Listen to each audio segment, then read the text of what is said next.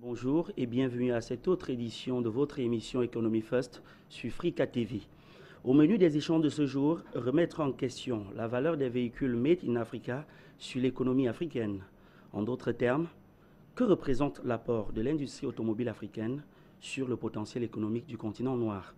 Le Togo, le Rwanda, le Maroc, l'Afrique du Sud, la Côte d'Ivoire, la Tunisie, la Libye et surtout le Nigeria, le Ghana et le Cameroun sont ces États qui ont des entreprises de manufacturation et de construction des véhicules.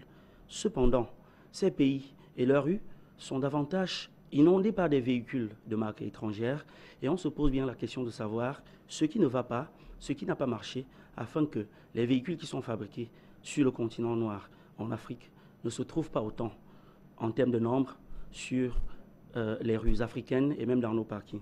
Alors, en prenant quelques stats ici, on se rend compte que plus d'1 million de véhicules neufs sont vendus en Afrique chaque année.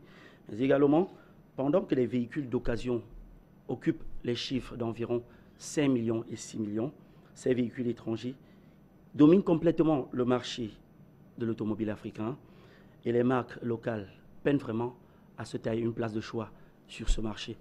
Alors, pour pouvoir discuter autour de ces différentes questions, nous recevons des invités pour pouvoir apporter quelques éléments. Le premier que je m'en vais immédiatement vous présenter, il s'appelle M. Emmanuel Kounié. M.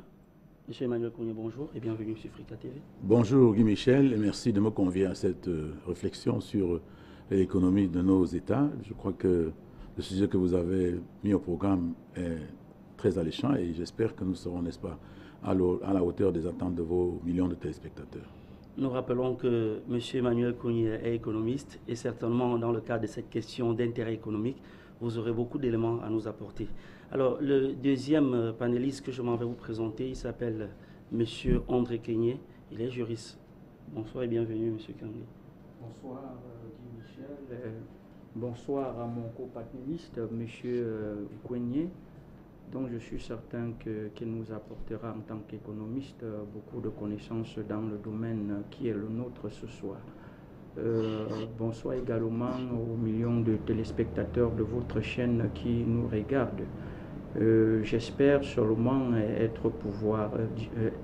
pouvoir être, je vous l'ai dit tantôt, à la hauteur des attentes que vous avez placées en nous. Alors, la valeur des véhicules Made in Africa sur l'économie africaine, c'est une fois de plus la question, ou bien la problématique centrale même de notre échange sur ce plateau. Et la première question que je m'en vais vous poser, M. Kenyé, c'est quel est le poids de l'industrie automobile africaine sur l'économie du continent noir? Que représente vraiment cette économie, l'économie de l'automobile africaine sur l'économie de l'Afrique en général, du continent africain en général, M. Kounié? M. Kounié? Oui, disons que en réalité, ça ne doit pas faire l'objet d'une très grande réflexion. Il est établi que quand on regarde de manière panoramique nos rues, on se rend compte que 95-97% des véhicules qui circulent sont des véhicules importés. Ça veut dire que si les véhicules locaux existent, c'est vraiment marginal. Hein. C'est marginal et bien entendu, ça doit pouvoir être marginal quant à la contribution de ce secteur à notre économie, à nos économies. Et cela est dû peut-être en ce que beaucoup d'Africains ne savent pas ne savent pas quelles sont les performances de ces véhicules-là. La première difficulté, c'est que les constructeurs de ces véhicules, qui sont généralement des assembleurs de véhicules, ne font aucune publicité suffisante, ne font pas de publicité agressive qui puisse permettre, n'est-ce pas, aux opérateurs économiques de préférer, n'est-ce pas, ces véhicules aux autres. Parce que c'est à eux de donner les caractéristiques de ces véhicules, les capacités que ces véhicules ont, l'intérêt qu'il y a, n'est-ce pas, à choisir ces véhicules au lieu de choisir les véhicules importés. Il faudrait qu'ils communiquent, n'est-ce pas, sur leur technologie, sur ce qu'ils font. Mais à ma connaissance, on ne les voit pas, n'est-ce pas, dans les médias en train de communiquer sur cette activité qui, je voudrais le répéter, reste encore très marginale quant à ce qui concerne, n'est-ce pas, ce secteur. Donc le secteur est envahi par les produits étrangers, et ces produits étrangers dominent le secteur. Donc, ceux qui sont en train de s'essayer dans ce secteur-là, puisqu'en réalité c'est de ça qu'il s'agit, doivent pouvoir comprendre que s'ils mettent sur le marché un produit qui est un produit compétitif, ils ont encore l'obligation, n'est-ce pas, de convaincre le consommateur, d'inciter le consommateur à essayer ce véhicule-là, parce que l'autre dimension de la communication, c'est de bouche à oreille, c'est-à-dire que quelqu'un a acheté ce véhicule, il l'a utilisé, il s'est rendu compte qu'il est intéressant, et il est satisfait, n'est-ce pas, pour les performances, il dit à son voisin, etc. Mais dans un premier temps, il faudrait que le constructeur lui-même mette sur pied une politique d'explication, une politique d'explication par les médias, par la publicité, pour pouvoir permettre aux consommateurs de développer un peu l'audace pour aller vers ces véhicules. Parce qu'il faut noter qu'en matière de consommation de biens, la substitution ne vient que quand on est un peu audacieux, ou bien quand on se rend compte que dans le rapport qualité-prix, on gagne quelque chose. Donc, il faudrait qu'ils intègrent tout cela et qu'ils comprennent qu'il y a quelque chose à faire du côté, n'est-ce pas, de ces fabricants, de ces producteurs de ces biens, pour pouvoir, n'est-ce pas, amener le consommateur à entrer dans ce domaine. Et qu'ils comprennent également que vous l'aurez voulu, que vous le vouliez ou pas, les habitudes sont difficiles à déplacer. Ce travail est un travail de fourmi, il faut le faire sérieusement pour amener le consommateur à changer d'avis et à se dire, voilà, il faudrait faire autrement. La notion de nationalisme peut aussi intervenir, mais il faudrait également, dans le cadre de cette publicité, faire valoir toutes ces données-là pour amener, n'est-ce pas, le consommateur à se comporter différemment. Là, vous comprenez, M. Nkounié, vous posez un problème de marketing, le problème commercial qui devrait quand même être pris en compte pour pouvoir promouvoir la marque. Alors, M. Kangé, est-ce que à côté de ce problème marketing ou bien ce problème commercial ou publicitaire, on ne devrait pas aussi regarder le problème juridique? Est-ce que toutes les dispositions juridiques sont mises en marche pour pouvoir promouvoir les véhicules made in Africa? Merci Guy Michel. C'est vrai, lorsque vous demandez si toutes les mesures juridiques ont été prises pour qu'il y ait une pleine expansion de la commercialisation de ces véhicules made Africa, je dois dire non. Parce que si je vous disais tout de suite que toutes les mesures avaient été prises sur le plan juridique, à la fin, on se rendrait par exemple compte que les mesures incitatives au sens de la commercialisation feraient défaut. Donc là, je serais en porte-à-faux si j'avais dit que toutes les mesures. Mais pour l'essentiel, il faut déjà retenir la bonne chose, ce qui est à mettre à l'actif, n'est-ce pas, des mesures juridiques qui encadrent la profession commerciale et même la création des entreprises au Cameroun et en Afrique pour la plupart des pays qui sont aujourd'hui membres de certaines organisations régionales et même sous-régionales, c'est que ces entreprises existent déjà et qu'elles soient déjà capables de commercer le strict minimum qu'elles font jusqu'à aujourd'hui. Donc on ne peut pas dire de façon systématique que le cadre juridique n'est pas favorable à la commercialisation de tels véhicules. C'est vrai, peut-être que dans nos développements à venir, on ira beaucoup plus en profondeur pour se rendre compte que les solutions ou alors ce qui fait défaut doit être recherché beaucoup plus, parfois dans le domaine politique, parfois dans les habitudes comportementales des Africains, qui a priori, je le dis parce que si vous passez votre micro dans la rue à 10 Camerounais par rapport à la problématique de ce jour, vous les entendrez dire que c'est parce que ces véhicules ne sont pas de bonne qualité. Non, je pense que ce sont des préjugés qui font partie de ce que l'un de mes professeurs appelait des africaneries. Je pense qu'il y a tout cela et certains aspects, n'est-ce pas, qu'on va occulter au fur et à mesure de nos développements. Mais a priori, le cadre juridique n'est pas fondamentalement ce qui fait problème dans la commercialisation des véhicules made in Africa. Tout à fait.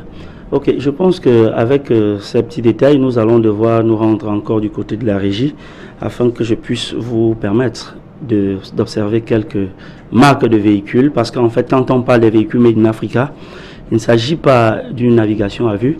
Là, par exemple, vous avez la marque IVM, fabriquée par la firme Innoson Vehicle Motors, du côté du Nigeria. Et là, vous avez la marque ghanéenne, la Kantanka. C'est une firme qui fait des véhicules 4x4 pick-up et sur d'autres modèles. Ici, nous avons la marque ougandaise. C'est l'Ouganda qui fabrique ce véhicule de marque Kira. Et c'est un véhicule de luxe, comme vous le voyez physiquement. C'est un véhicule dont le modèle a été fabriqué par des étudiants. Là, c'est Innoson. Innoson, c'est une fois de plus la firme nigériane. Et vous voyez le modèle, il est de façon physique, il est très très attractif. Et je voudrais apporter quelques précisions que ces véhicules sont plus ou moins 4x4 pour répondre à l'environnement camerounais. Ici, c'est le fameux SM237 Made in Cameroun du jeune Simen Achille, qui est un mécanicien sans aucune formation préalable, mais qui a réussi quand même à produire ce véhicule. Là, nous avons un bus, certainement de marque Mercedes, comme vous pouvez le constater. Mais la particularité ici, c'est que c'est un gros porteur qui est assemblé au Cameroun par l'entreprise Sotrabus. Donc, pour dire de façon globale, et Sotrabus déjà fabrique beaucoup d'autres bus qui sont consommés par des agences de transport interurbain au Cameroun. Là, nous sommes en plein dans son usine. Et vous voyez donc ces jeunes Camerounais à l'œuvre, dont l'âge varie entre 18 et 35 ans. Pour dire que l'expertise camerounaise en matière de fabrication, de construction des véhicules est vraiment une réalité. Et on revient encore, toute cette fierté, sur la marque Kira de l'Ouganda, avec ces personnes qui les présentent. Cette fois-ci, c'est un peu plus moderne, un véhicule de sport, c'est la Kira. C'est une marque marocaine qui présente déjà la compétition sur le plan international. Et d'ailleurs, on utilise ce véhicule dans le cadre des courses à véhicules dans la plupart des compétitions internationales. Donc ce sont des véhicules qui, d'une façon ou d'une autre, se performent davantage. Celle-ci, c'est une voiture de marque Perana Zagato. C'est une marque sud-africaine fabriquée à Port Elizabeth en Afrique du Sud, mais qui bénéficie quand même d'une collaboration italienne, d'où son appellation Perana Zagato, qui fait en sorte que cette entreprise fabrique véritablement des véhicules de luxe et qui, d'une façon ou d'une autre, est en train d'égaler beaucoup d'autres véhicules à travers le monde entier. On n'a qu'à voir avec ces marques, que ce soit la Ferrari, la Lamborghini ou bien beaucoup d'autres. Vous voyez que sur le design physique, ce sont quand même des véhicules qui bénéficient quand même d'une crédibilité, ne serait-ce que sur le plan physique. Maintenant aussi sur le plan technique, ce sont des véhicules qui répondent quand même à un certain nombre de consignes ou bien de critères techniques. Alors maintenant, nous allons passer immédiatement à la prochaine question.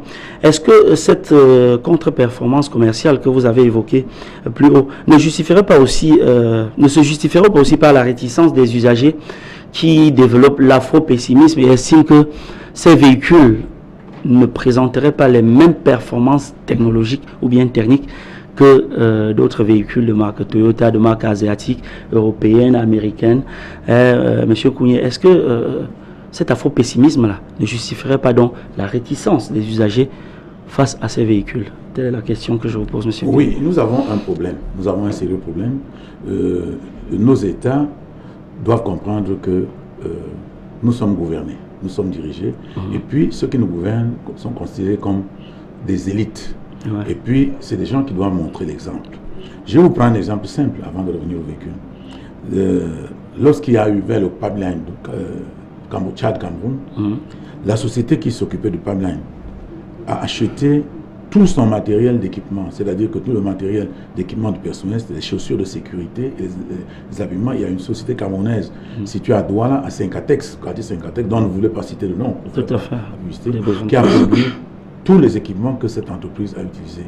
Au point que, quand le pipeline s'est achevé, la société Codeco a donné une lettre de félicitations à cette entreprise qu'elle a trouvée très performante. Tout à fait. Mais je voudrais vous dire que cette entreprise qui utilisait près de 300 personnes, aujourd'hui a à peine 10 personnes dans l'entreprise, parce que une chute vertigineuse. Elle ne peut pas vendre sur le plan local. Elle est obligée de faire des petites marchandises qu'elle va essayer de vendre sur le plan local et peut-être exporter. Et je vous signale que les chaussures de sécurité qui ont été fabriquées là-bas et sont les mêmes chaussures qui sont utilisées par la SONEL, puisque ça ne peut vendre également à la SONEL. Les mêmes chaussures qui sont vendues à l'armée, c'est-à-dire que les forces du maintien de l'ordre utilisent les mêmes chaussures. Les habillements des militaires sont également importés. Je pense qu'il existe des sociétés au Cameroun qui peuvent faire ce travail. En 2016-2017, c'est évalué à 23 milliards de dépenses d'équipement, de ces équipements-là, n'est-ce pas, que l'armée a dû faire. Tout à fait. Donc, c'est dire quoi? C'est pour dire que l'État même qui devait être le moteur de l'économie, parce que l'État a une capacité de consommation qui peut permettre, n'est-ce pas, aux PME de s'assurer un minimum de survie. Or, l'État lui-même, qui a tout intérêt à ce que ces économies se mettent en place, se permet, pour des raisons que nous connaissons tous, pour des raisons de corruption, de rétrocommission et tout ce qui, d'acheter à l'étranger. Et quand l'État se développe ce genre de comportement, pour des produits qui peuvent être fabriqués localement, les produits locaux ne peuvent pas, n'est-ce pas, trouver un moyen d'épanouissement, un moyen de prospérité, pour prospérer. Tout à fait. Donc, ce qu'il faut faire, c'est que l'État lui-même doit comprendre que si nous voulons que notre économie, que notre tissu économique intérieur puisse prendre forme, il doit s'assurer qu'il est le premier client dans certains domaines. Le domaine du bois, comme au Nigeria, on ne doit plus importer les meubles dans les bureaux administratifs. D'ailleurs, au Nigeria, les gens ont voté une loi d'orientation du contenu local pour que tout ce qui peut être fabriqué à l'intérieur du pays puisse être prioritairement consommé par l'État et par la suite par les populations. L'État doit mener une politique d'éducation, une politique de sensibilisation auprès de la population pour que les populations comprennent que consommer camerounais permet à notre économie, n'est-ce pas, de trouver des débouchés et permet à nos PME et PMI de pouvoir, n'est-ce pas, s'épanouir. Naturellement, si tel n'est pas le cas, alors vous voulez que l'opérateur économique qui a un seul problème, à savoir le rapport qualité-prix, puisse risquer pour essayer. En matière économique, quand vous avez une entreprise, vous n'essayez rien du tout. Tout à fait, tout à fait. Tout doit être fait. Quand vous êtes sûr que la performance est là. Celui qui doit essayer, c'est l'État. C'est toi qui dois pouvoir, n'est-ce pas, encourager ces entreprises, faire en sorte que ces entreprises aient des marchés, et puis, chemin faisant, que ces entreprises puissent, n'est-ce pas, se perfectionner. Parce que dans tous les cas, quand vous commencez à fabriquer des produits comme ceux-là, dans un premier temps, il doit avoir certainement des ratés, des difficultés, etc.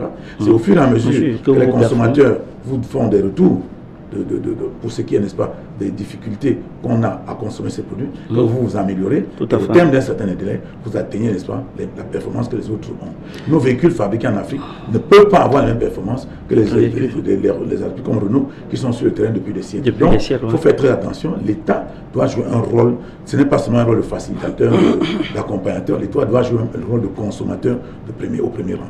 Et pour permettre, n'est-ce pas, à ce que ces entreprises puissent avoir le marché. Je voudrais quand même préciser que dans le cas du Nigeria, la grande flotte de véhicules du Nigeria, de la police nigériane, est consommée en grande majorité est achetée dans cette firme Innoson-là. Donc pour dire qu'effectivement, il y a ce besoin de consommation des produits locaux, même si l'échelle n'est pas très très grande, il y a quand même des personnes qui essaient de bouger un peu les lignes dans ce sens. Maintenant, M. Kangué, nous avons la loi sur les incitations à l'investissement privé. La loi sur les incitations à l'investissement privé, cette loi-là, est-ce qu'elle arrive vraiment à implémenter ses effets sur le monde des affaires au Cameroun? Est-ce que les investisseurs camerounais, si on sort un peu du cadre des investisseurs du secteur automobile, est-ce que cette loi arrive vraiment à promouvoir le secteur privé au Cameroun? Je dois vous rassurer d'une chose, c'est que le Cameroun, permettez-moi, a un véritable problème. Parce qu'il y a un très grand fossé entre ce qui est dit dans la loi et ce qui se passe concrètement sur le terrain. Aujourd'hui, est-ce que vous savez qu'avec, si on se réfère au texte, avec 36 000 francs, je dis bien 36 000 francs, vous créez une entreprise en 3 jours, en 72 heures. Mais en même temps, si vous vous rendez sur le terrain, vous allez constater que c'est le jour et la nuit. Quand vous vous promenez dans les différents bureaux, là, ce n'est plus la même chose, Guy Michel. Donc, du coup, je m'abstiens de dire de façon tranchée que cette loi-là a apporté, n'est-ce pas, une plus-value dans la création des entreprises au Cameroun? Parce que lorsque vous lisez la loi et qu'une fois rendu sur le terrain, vous vous rendez compte de ce que ce n'est plus la même chose. Du coup, vous doutez du sérieux et des autorités et tout le monde. Et la seule chose qui vous revient à l'esprit par après, c'est mais si au commencement, j'éprouve de telles difficultés, combien seront-elles quand je vais mettre sur pied une structure? Et du coup, vous comprenez, beaucoup de personnes abandonnent. Je le dis parce que je suis quand même dans le secteur de l'entreprise. Je collabore quand même avec des jeunes investisseurs. Je ne peux pas compter combien ont eu à nous dire dans nos échanges combien ils étaient découragés. Donc, je voudrais quand même poser la question autrement. Hein. Oui. Est-ce que ce sera une concurrence loyale ou bien ce sera une concurrence déloyale ou bien ce sera quelque chose de négatif si les États africains prennent des dispositions à pouvoir limiter ou alors limiter certains secteurs d'activité à des constructeurs locaux. Par exemple, je prends le cas du Cameroun. Si on décide que le transport interurbain sera absolument couvert par l'entreprise Sotrabus, qui aujourd'hui quand même construit des bus, ou bien assemble des bus qui sont déjà utilisés par beaucoup d'autres agences de transport interurbain, est-ce que ce sera une concurrence déloyale? Est-ce que ce sera une sorte de margination? Est-ce que sur le plan juridique, ce sera enfreint à la loi? Vous savez, je dois vous dire une chose, et je le dis sur le contrôle de M. Kougne, qui est un économiste avéré. Aucune économie au monde, bien qu'on soit encore dans le cadre de ce qu'on appelle la globalisation, aucune économie au monde ne s'est développée en ouvrant grandement ses portes là, vous faites à la référence au protectionnisme. Oui. Regardez, la Chine s'est développée grâce au protectionnisme. Et quand on parle du protectionnisme, on ne va pas, n'est-ce pas, prendre des lois qui ostensiblement limitent. On peut trouver, n'est-ce pas, des graduations dans la limitation. C'est-à-dire, par exemple, à partir du moment où nous avons la conviction que Sotrabus, avec ces bus qui sont montés localement, fonctionne à merveille, puisque c'est depuis au moins 2 ans que nous voyons oui, tout à fait. Ces bus-là sur nos axes routiers. Plusieurs agences à les consommer déjà. Bafoussam, Douala, ainsi de suite, on les voit. Alors, je pense que le rapport qualité-prix auquel faisait allusion tantôt M. Kougne est quand même ressenti par les opérateurs de ce domaine. Pourquoi pas, par exemple, avec la législation douanière à venir, introduire des clauses qui font en sorte que les véhicules, n'est-ce pas, de transport en commun, depuis peut-être de 5 ans, n'entrent plus du tout au Cameroun, ou alors que si les véhicules de transport en commun devraient entrer au Cameroun, qu'il ne s'agisse que des véhicules neufs. Là, on aura au moins la garantie, puisque les tests sont déjà faits depuis au moins plus de 2 ans par les opérateurs économiques du secteur du transport en commun. Ils ont déjà fait cela pendant au moins 2 ans. Si on limitait tactiquement, n'est-ce pas, les importations de ce genre de véhicules, on arriverait systématiquement, et je ne doute pas, à provoquer du boom dans ce domaine, ne serait-ce que pour les véhicules de transport en commun. Oui, tout à fait. Je pense quand même d'une façon ou d'une autre, on arriverait quand même à pouvoir implémenter ces mesures pour ne pas laisser cette industrie africaine mourir de sa propre mort. D'ailleurs, là, Guy Michel, il faudrait, comme je disais tantôt, je parlais des volontés tantôt populaires et tantôt politiques. Il faudrait que la volonté politique d'y parvenir soit manifeste, sinon on n'y arrivera pas. Alors, M. Kougne, quels sont les autres avantages pour les usagers à préférer les véhicules Made in Africa, au-delà du patriotisme, aux autres marques étrangères qui sont d'origine européenne, américaine ou bien asiatique? Quelles sont d'autres raisons, au-delà de ce patriotisme à se sentir africain et de dire, ok, consommons africain?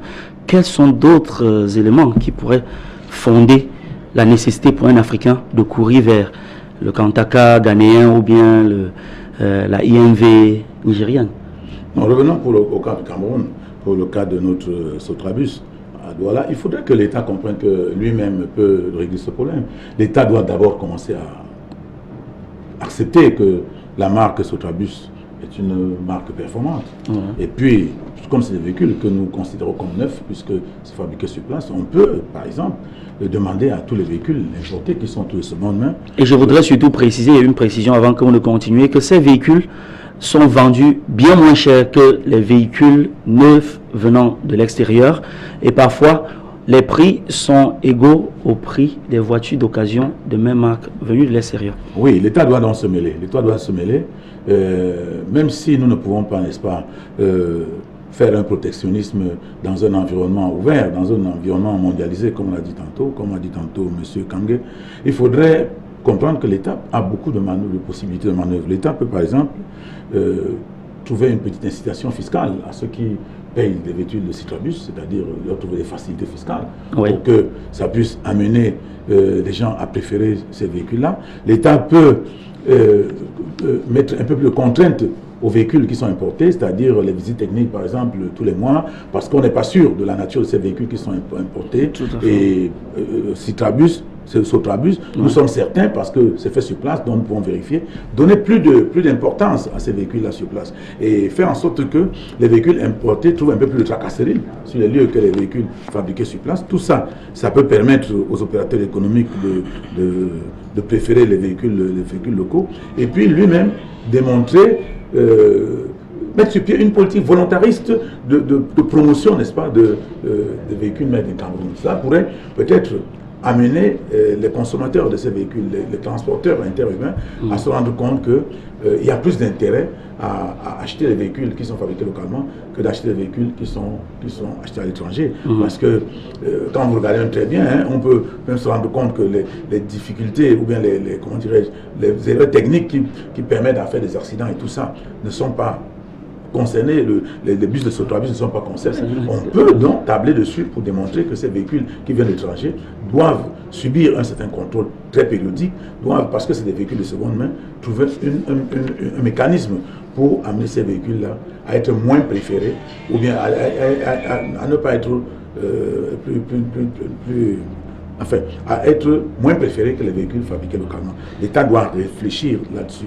Et puis, vous avez parlé tantôt des lois. Non, pour les lois, il faut comprendre que les lois qu'on vote chez nous sont des lois. Et ces lois, c'est pour ceux qui croient à ça. Parce que nous assistons tout le temps au Cameroun Business Forum, où des tas de mesures d'incitation, n'est-ce pas, à la relance économique sont mises en œuvre, mais parfois il y a 23 mesures qu'on met sur pied et on dit au prochain CBF, au prochain Cameroun Business Forum, on doit pouvoir avoir mis en œuvre toutes ces 23 mesures et à la prochaine fois on se rend compte qu'une, deux mesures sont mises en œuvre et que les autres ne sont pas. Mais on prend de nouvelles mesures, etc. Donc les lois chez nous, vraiment, je crois que si on veut une économie performante, il ne faut pas trop tenir compte de ces lois qui sont votées pour remplir, n'est-ce pas, comment dirais-je, les fichiers législatifs. Il faudrait voir quelles sont les mesures que l'État peut prendre, quelles sont les politiques volontaristes que l'État peut mettre en œuvre pour que, n'est-ce pas, les consommateurs préfèrent le label Cameroun dans certains secteurs, notamment le secteur automobile. Et c'est ça qui est le plus important. Parce qu'il faudrait que les Camerounais comprennent que ce qui est produit au Cameroun est plus intéressant, est moins cher, parce que quand vous avez parlé de la Chine a pris beaucoup de mesures. La Chine même est allée jusqu'à dévaluer régulièrement sa monnaie pour que son produit coûte plus cher, moins cher sur le marché par rapport aux produits importés, pour décourager, n'est-ce pas, pour détourner l'attention de ses consommateurs vis-à-vis des produits importés. Donc, elle a systématiquement substitué les produits locaux aux produits étrangers par le fait que la dévaluation permet à ces produits qui sont importés à coûter moins cher localement et aux produits fabriqués localement à coûter moins cher sur le marché international. Et ainsi, elle a fait une politique qui a permis de réchauffer très rapidement son économie. Et elle est arrivée là où elle se trouve. Je vous signale qu'il n'y a pas longtemps, quelques 3 décennies, la Chine, le produit intérieur brut mondial, la Chine n'avait que 1,5%. Aujourd'hui, la Chine est à 17%. Les États-Unis, qui étaient à 25% du produit intérieur brut mondial, aujourd'hui à 16%, donc derrière la Chine d'un point. Ce géant au pied d'Agile qui est finalement devenu la première puissance économique du monde. Même si on peut me dire aujourd'hui que cette avancée rapide a créé une pollution qui peut-être serait à l'origine du coronavirus et tout ce que vous voulez, toujours est-il que nous constatons qu'en un temps une période relativement courte, la Chine est allée de 1,5% à 17% du PIB mondial et que les États-Unis sont rentrés de 25% à 16%. Naturellement, M. Kounié, c'est sur ces déclarations que nous allons devoir nous retourner encore vers la régie pour pouvoir prendre cet autre élément. C'est un reportage qui revient précisément dans l'usine d'assemblage de Sotrabus à Douala au Cameroun. Nous allons regarder cet élément qui nous est proposé par la régie avant de revenir encore sur la table de débat. La Sotrabus est la première unité de montage de bus et autobus au Cameroun. Elle est située sur la place portière de Douala. Cette société camerounaise de transformation de bus est une initiative d'un transporteur de nationalité camerounaise. La cinquantaine d'employés que compte cette entreprise s'attellent au quotidien dans les ateliers pour monter et rassembler les pare-brises, les toits et tous les décors externes et internes. D'autres matériaux les proviennent de l'extérieur, comme le châssis pour faire de ces engins les nouveaux bus de transport communs au Cameroun. Les châssis viennent seulement uniquement de l'Allemagne. Nous montons seulement uniquement que la carrosserie. Voilà, donc tout est basé par rapport au tôle métal noir. Et puis les tubes en acier, galva, etc. Et puis pour pouvoir faire le montage en carrosserie. En quelques mois, l'entreprise compte 2 bus de 70 places montées et 16 assemblés au Cameroun. Les châssis, nous avons déjà transformé 16. Donc pratiquement les 70 places, nous en avons 8. L'on retient également que la Sotrabus produira les bus de 70 places, tout comme ceux de 45 et 50 places. Donc nous montons les 45, les 70, les 50 places pour le moment. Toutefois, l'entreprise n'a pas la tâche facile. La qualité de fer homologuée pour le montage, c'est fait rare au Cameroun.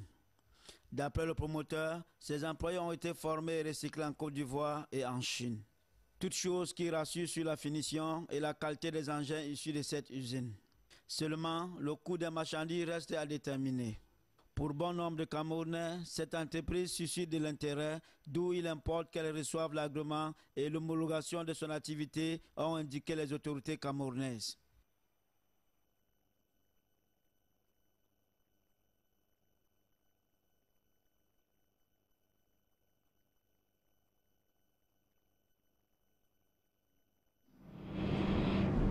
Alors, après cet élément qui nous plonge en plein cœur de l'usine de fabrication ou bien d'assemblage du bus Sotrabus, je voudrais surtout poser cette question à M. Kounié. Est-ce que, vu que la plupart des véhicules africains, les véhicules fabriqués en Afrique, sont beaucoup plus orientés par l'énergie électrique et d'où l'utilisation même du solaire pour pouvoir compenser cette énergie-là, est-ce que le fait qu'on s'écarte davantage de la consommation du carburant, l'essence, le gazoil, est-ce que tout ne se joue pas là, le fait d'être réfractaire par rapport à ces véhicules, ce n'est pas ça qui est à l'origine de ce refus catégorique de pouvoir acheter ces véhicules?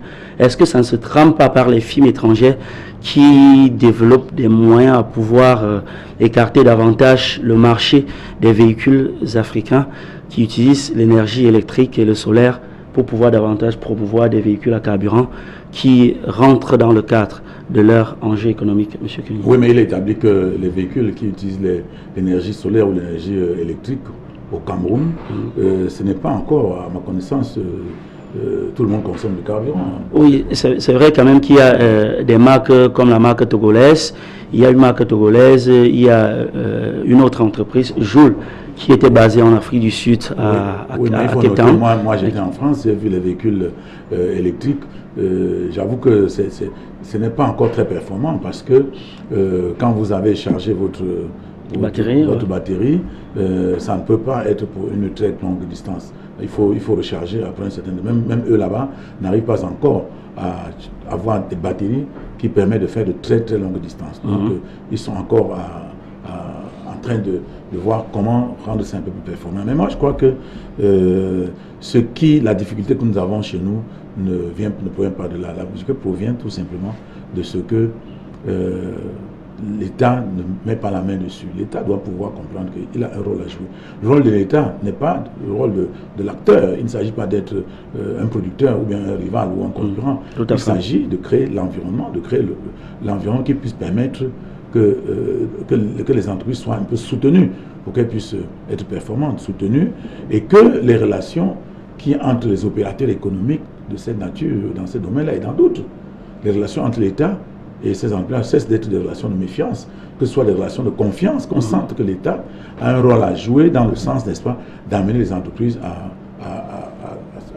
plus de performance. Parce que on a l'impression ici que quand vous gagnez beaucoup d'argent, l'État pense qu'il doit en prendre davantage. On crée des situations pour en prendre davantage. Non, je crois que l'État doit pouvoir, n'est-ce pas, se dire qu'il doit créer des milliardaires, comme ailleurs on en crée, pour permettre à ce que l'économie... Parce qu'une économie qui n'a pas un bon nombre de milliardaires, c'est une économie qui n'est pas solide. Vous avez vu le président Obasanjo, quand il est arrivé au pouvoir au Nigeria, son objectif c'était de créer 50 milliardaires. Et il a dit qu'il devait créer 50 milliardaires.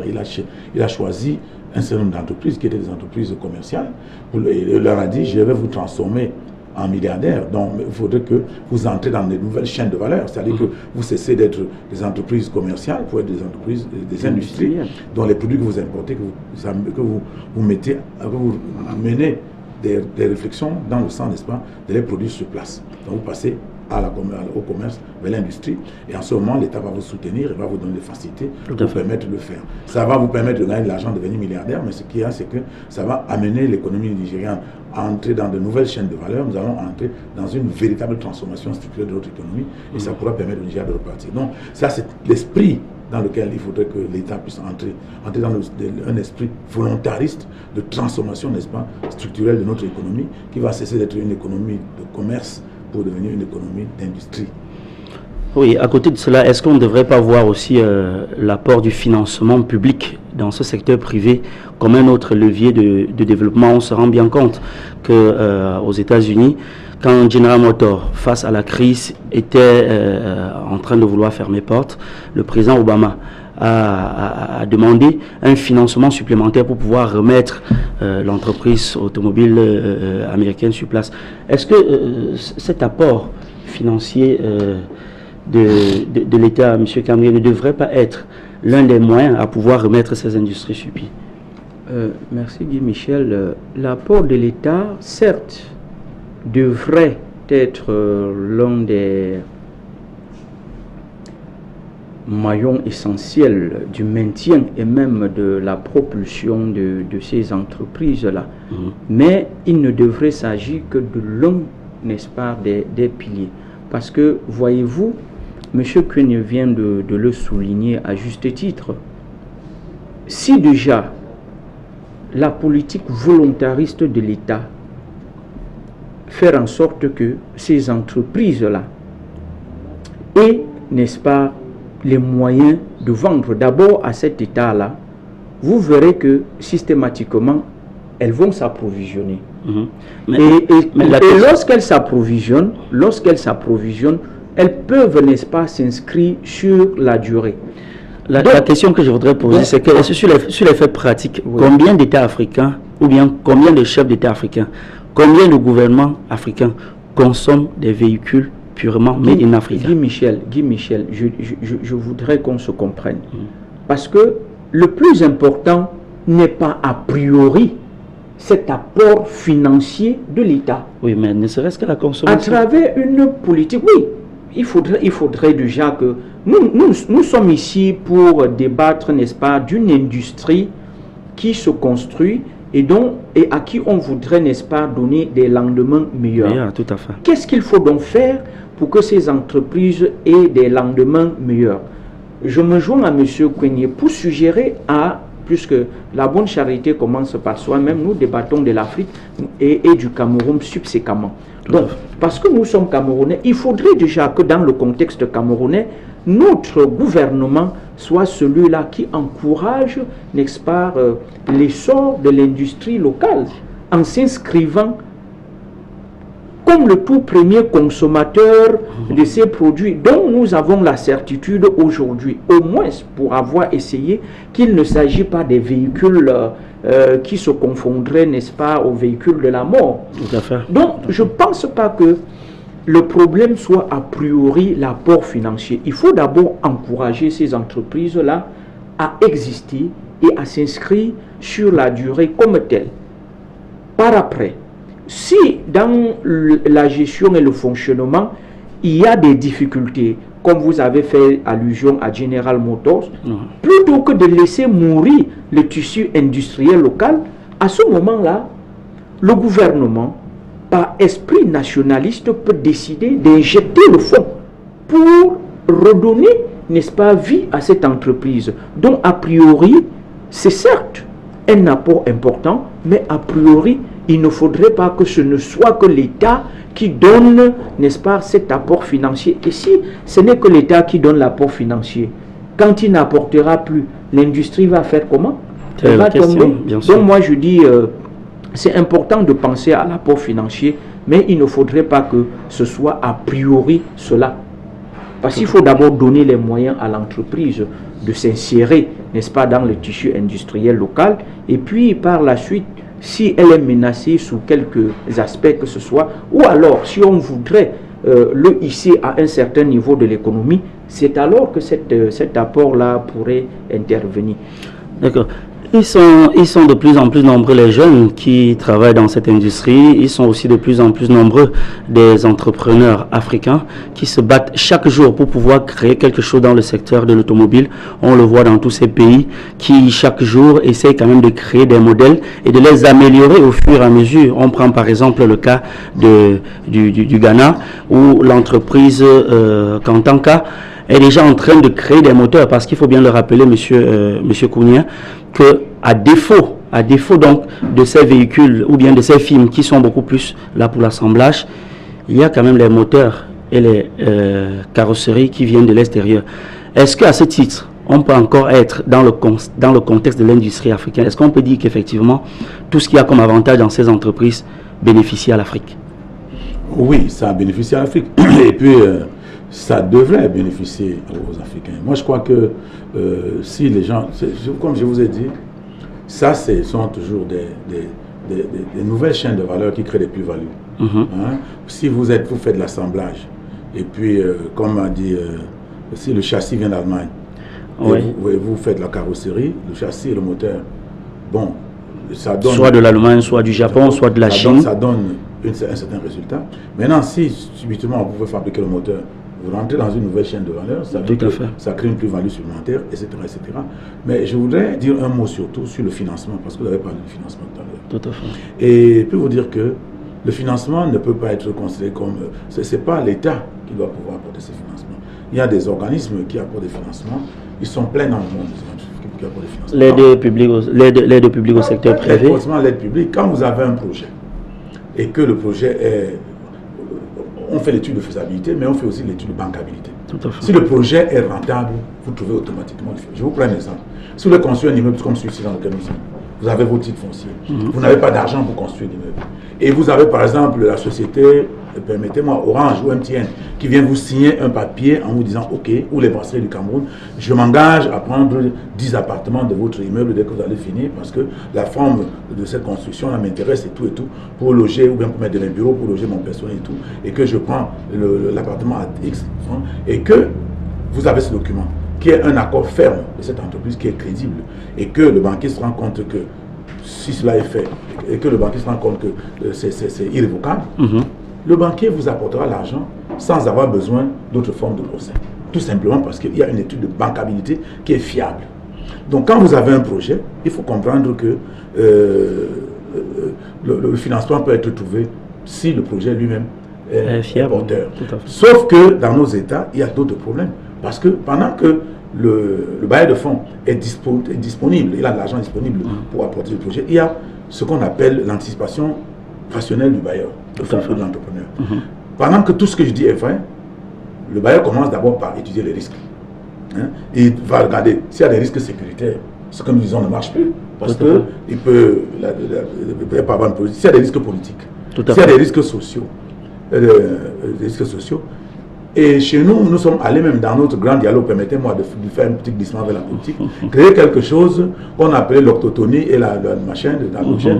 Ça c'est-à-dire que nous avons créé nous-mêmes notre risque qui est un risque anthropologique. Parce que le bailleur de fonds peut imaginer que des tribus ou des groupes sociaux peuvent à tout moment se soulever et s'opposer entre eux.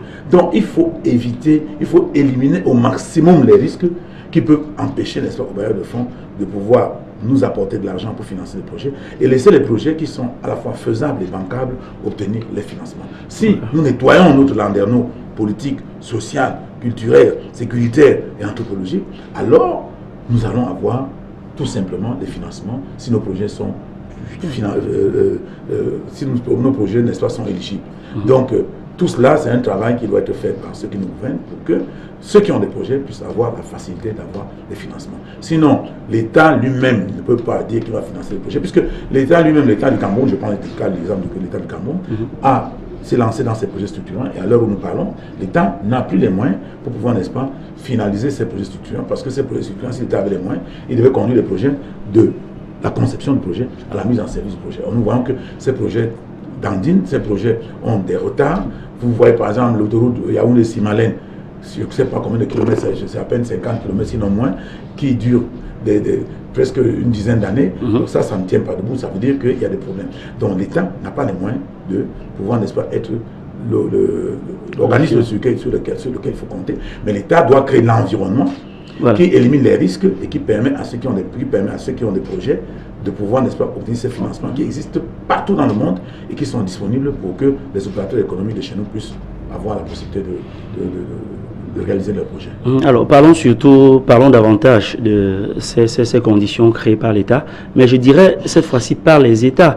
Aussitôt qu'aujourd'hui en Afrique, nous avons des petits groupes, on a l'Afrique de l'Ouest, l'Afrique centrale, beaucoup d'autres regroupements d'États qui peuvent, en peut-être mutualisant leurs forces, faire des choses encore plus formidables. Si par exemple, désormais, les États de l'Afrique de l'Ouest décident de consommer les véhicules de leurs deux géants, Nigeria, Ghana et peut-être le Togo et bien d'autres, est-ce que cela ne devrait pas être un moyen pour pouvoir promouvoir ces véhicules en mettant davantage ce relent patriotique? Est-ce qu'ils ne peuvent pas trouver des mécanismes à pouvoir discuter de ces questions au sein des sommets et de trouver comment l'Afrique doit consommer ses propres produits en mettant davantage une politique de patriotisme général motivée par les chefs d'État entre eux sur la base d'une organisation générale?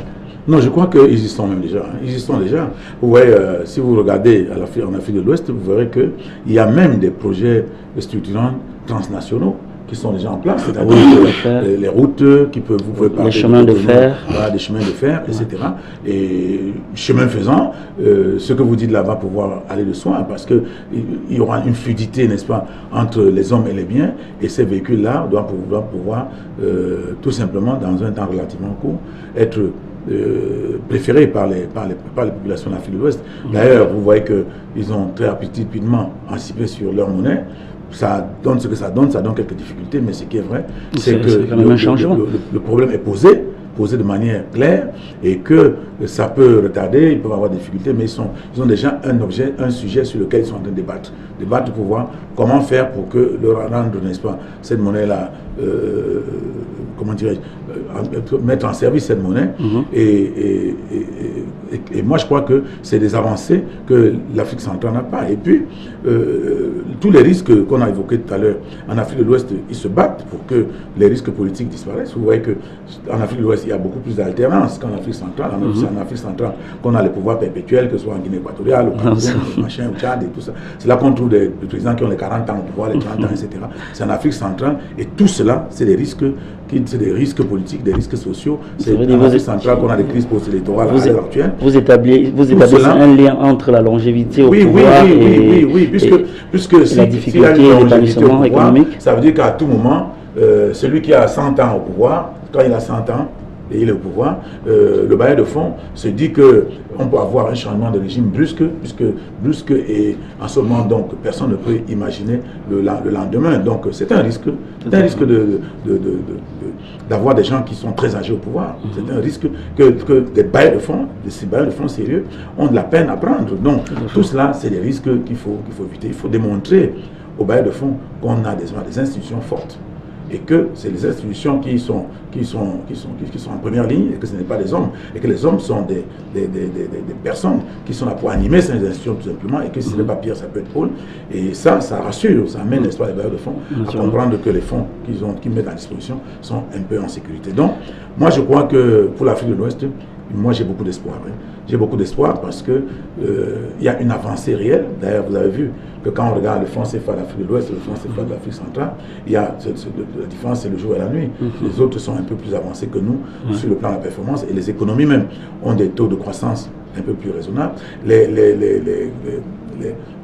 En tout cas, quand on regarde le fonctionnement des économies d'Afrique de l'Ouest, on se rend compte qu'il y a un peu plus de performance, que les gens sont un peu plus conscients qu'en Afrique centrale, et qu'en Afrique centrale, il y a beaucoup plus de difficultés. Donc, moi je crois qu'en Afrique de l'Ouest, il y a la possibilité de pouvoir s'en sortir, la possibilité d'intégrer ces véhicules-là, et que les gens consomment indifféremment, c'est-à-dire en fonction réellement de leur performance, que ce soit un véhicule fabriqué au Ghana qui est préféré au Nigeria, et qu'un autre véhicule peut-être au Nigeria qui est plus performant dans la zone rurale soit préféré au Ghana. Je crois que les gens vont préférer des véhicules en fonction de leur performance, et aussi en fonction de ce que c'est des véhicules africains, parce que leur africanité l'exige. Alors, M. Kenge, vous qui avez quand même vécu dans cette zone d'Afrique de l'Ouest, est-ce que votre expérience de terrain vous permet d'affirmer, comme M. Kenge le dit, que les habitudes de consommation des produits locaux ou bien de valorisation des produits made in Africa ou bien de la zone Afrique de l'Ouest est vraiment poussée par rapport à l'Afrique centrale ou bien à d'autres parties de l'Afrique? Oui, je voudrais dire sans réserve, pas pour flatter M. Kouigné, mais pour vous restituer la réalité. Parce que savez-vous, sur ce plan, comme il a dit, sur le plan de l'intégration sous-régionale, commençons d'abord par là, l'Afrique de l'Ouest marque de très grands points dans le camp de l'Afrique centrale, parce qu'aujourd'hui, la libre circulation des personnes et des biens est une réalité beaucoup plus palpable en Afrique de l'Ouest qu'en Afrique centrale. Vous allez voir un Ivoirien qui se lève le matin, il prend sa carte d'identité, il met dans sa poche, il va jusqu'au Bénin, il tourne au Niger, il revient sans avoir de compte de visa ou de passeport à rendre à personne. Et sur la consommation, n'est-ce pas, des produits locaux. Lorsque vous vous promenez dans les rues de Parakou au Bénin, à Bomé-Calavi, là nous sommes toujours au Bénin, vous vous rendez compte que les gens majoritairement sont vêtus de tenues traditionnelles. Cela est vrai au Togo, cela est vrai au Ghana, cela est vrai au Niger, un peu de partout. Et je suis sûr que si le marché du véhicule local venait, n'est-ce pas, à connaître une explosion ou une expansion, l'Afrique de l'Ouest tout de suite bénéficierait mieux que nous, pour au moins deux raisons.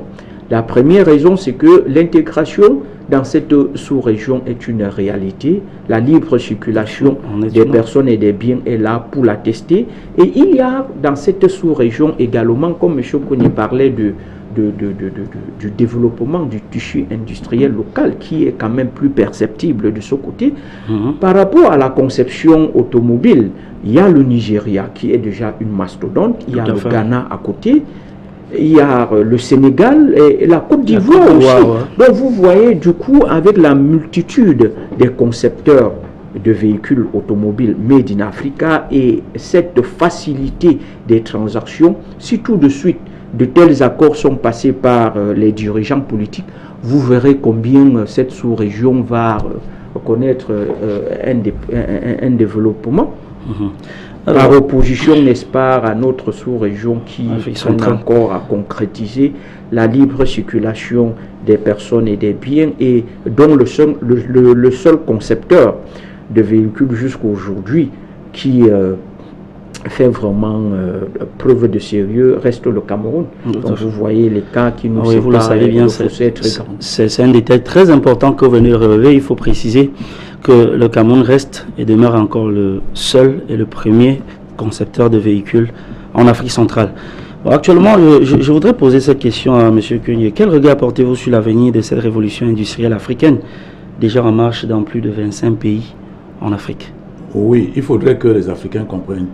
Déjà, je crois que le Cameroun a compris, même si on n'arrive pas à mettre cela en valeur. D'ailleurs, je voudrais vous signaler que notre document de stratégie pour la croissance et l'emploi, qui est notre boussole économique, n'a pas pu, n'est-ce pas, n'a pas pu donner les résultats escomptés pour la première phase, puisque le ministre du Plan lui-même, au cours d'une réunion en juin dernier, ici, a reconnu que le taux de croissance de 5,5% qu'on devait atteindre en fin 2019 n'a pas été atteint, on s'est retrouvé à 4%, et que la deuxième phase, qui devait commencer le 1er janvier 2020, devait commencer avec un changement de méthode, étant donné qu'au départ, on avait pensé qu'en fin 2019, c'est-à-dire 10 ans après le lancement de ce document de stratégie pour la croissance et l'emploi, qu'on a lancé en 2009, après 10 ans, on devait déjà avoir les premiers résultats. Les premiers résultats n'ont pas été là.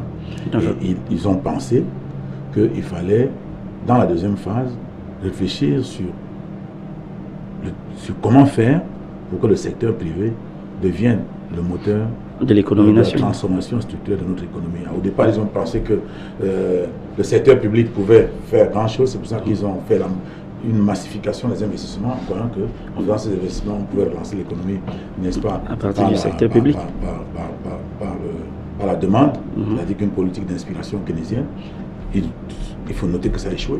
Maintenant, si on pense que c'est les entreprises privées, ça veut dire qu'on veut relancer l'économie maintenant par l'offre. L'offre, la relance par l'offre, c'est-à-dire que c'est une théorie d'inspiration libérale. Et en ce moment, il faudrait que vous puissiez vous entendre avec les entreprises, trouver les moyens pour faciliter la tâche des entreprises. Mais c'est curieusement, pendant qu'ils ont fini de dire ça, le GICAM et l'État commencent les bagarres. Ça veut dire quoi? Ça veut dire qu'ils disent quelque chose et ils font le contraire. Ça veut dire qu'ils n'ont pas trouvé des formules pour pouvoir mettre sur pied cette stratégie qui vont permettre à ce que le secteur privé soit le moteur de la transformation structurelle de l'économie. Il faut que ces gens-là puissent faire leur introspection et qu'ils comprennent qu'ils doivent conduire le Cameroun, je parle du cas du Cameroun, le Cameroun avec une politique claire. Parce que ce DSCE qu'ils ont présenté, c'était un document qui n'avait pas, c'est-à-dire qu'aucun économiste au monde ne peut nous expliquer ce que c'était. D'ailleurs, quand eux-mêmes ont commencé, quelques temps après, ils ont commencé avec les plans d'urgence. Plan d'urgence pour le secteur septentrion, plan d'urgence pour la relance de la croissance, plan d'urgence jeune. Ça veut dire qu'ils ont superposé 3 programmes sur ce programme et tous les plans d'urgence, personne ne nous a donné un rapport dessus. Donc pour moi, ces 3 programmes, ces 3 plans d'urgence ont échoué, le programme lui-même a échoué, et au lieu de le mettre à côté, ils sont en train de faire quelque chose maintenant que personne ne sait ce que c'est, puisqu'ils ne nous ont présenté aucun document, donc ils nous conduisent dans une nébuleuse que personne ne comprend. Donc moi je pense sincèrement qu'il faudrait que nos États comprennent que pour la transformation de notre économie, il faudrait qu'on comprenne qu'il s'agit sur le secteur privé, marchant sur le secteur privé, et qu'on essaye de glaner des chaînes de valeur petit à petit. Par exemple, quand vous allez au marché Sandaga, vous trouvez que le fermier qui a cultivé sa tomate à Fumbod ou à Bouda a mis les tomates dans les cajots, il a mis dans le camion, il a ramené au marché Sandaga. Vous arrivez au marché Sandaga, on vous dit que les cassés coûtent 8 francs, les écrasés coûtent 800 francs, les tomates normales coûtent... Alors, tout cela pourquoi? Et à la fin de la soirée, le type a perdu 30% de sa production parce que c'est pour lui, il faut jeter. Donc il faudrait qu'on comprenne que même le conditionnement simple, c'est une chaîne de valeur. C'est-à-dire que si au niveau du champ, là où on récolte ces tomates, on peut inventer une méthode de conditionnement qui permet à ce que tout le produit quitte le champ et arrive au marché dans de bonnes conditions et se met à disposition du consommateur, alors on aura gagné dans une chaîne de valeur qui va créer une plus-value. Ça ne sert à rien de foncer dans des choses qui sont interminables. Les gens ont développé 1500 projets au même moment et qu'à la fin on se trouve 27 projets structurants au même moment. Aujourd'hui, il n'y a même pas 5 qui sont mis en service. Et moi, je crois que peut-être on y va à la fin de l'émission, c'est un conseil qu'il faut leur donner parce que ces gens pensent qu'ils ont la science infuse, ils ne comprennent pas grand-chose. Il faut qu'ils comprennent que c'est des petites chaînes de valeur qu'on va glaner petit à petit pour pouvoir avoir des plus-values. Et petit à petit, on va soutenir les petites entreprises.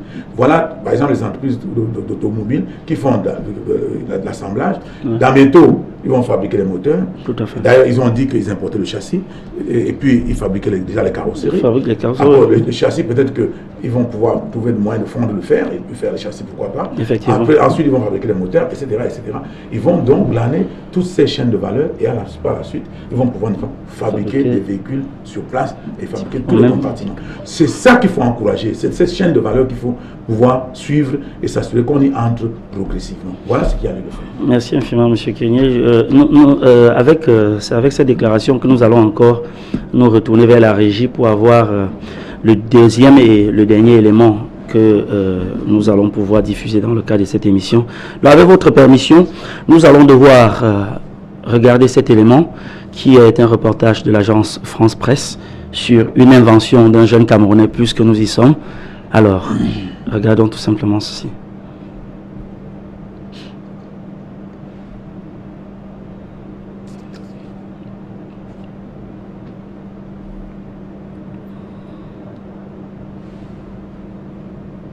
Quand il descend les rues de Bafoussam au Cameroun, Cédric ne passe jamais inaperçu au volant de son petit pick-up bleu.